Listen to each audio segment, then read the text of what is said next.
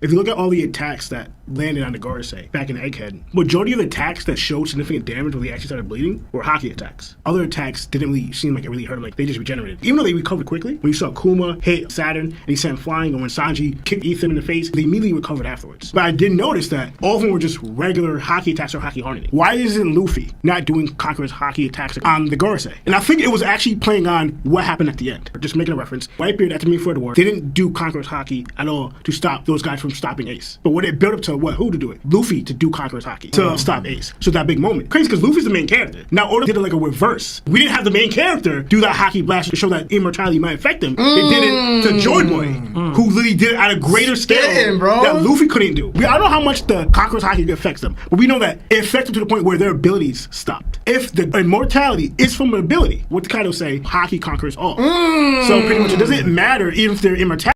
Alright, what hurt Kaido? He's known for not being taken out, or you can't kill him. But we find out what could do heavy damage, or what could actually take him out. It's Conqueror's hockey. And it makes sense because you start thinking of Luffy just fought one of the biggest bad people during the time of One Piece. Who's a comp level that's going to measure up to Kaido? Overall hockey-wise, durability, whatever. Or just know it, I can't think of anything, so immortality to not just Imo-sama, not just Gorosei. The guy's nice got immortality too. He's like, okay, I guess that would do it. Like Jinbei, who's one of the strongest members in the Straw Hats, seems like you can't really affect him even because he doesn't have the Conquerors.